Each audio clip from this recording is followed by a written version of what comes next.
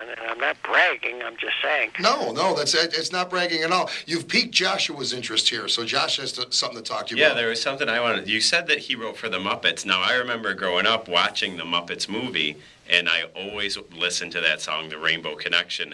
It's at the very beginning of the song. I never knew that you played guitar on that? I played guitar in it, yes, sir, I did. And Artie Munson had a banjo, and they brought it in, and he couldn't play it. And I knew that Richard Pedanek was working at the Guitar Center, which was not called the Guitar Center, but I knew that there was such a thing because the music store was around the corner from my house.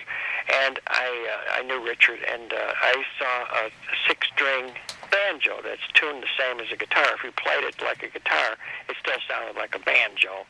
And I mentioned it to Artie, so he ran out and got one, and that's where that sound of Rainbow Connection. It's not actual five-string banjo. It's a six-string. Six-string banjo. I have those in my store, and they're really cool.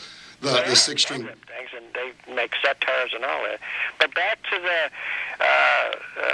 the Muppets. When I was called for that job, I had no idea, none whatsoever, what I was walking into. I knew of the Muppets, these puppet Muppet type things, and so when I went to the session, I happened to walk in at the exact moment.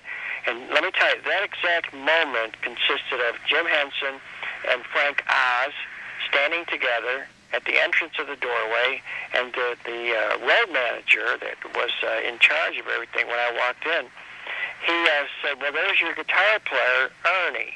And then simultaneously that Frank and Jim Henson both went, hey, Ernie, just like Kermit the Frog. Yeah, well, and those were the voices, those two guys. I couldn't believe it. They must have had fun with that for a long time. Oh, we ran with that one. And in that movie, if you look at the end of that movie, they took a picture of each player, that person that was involved.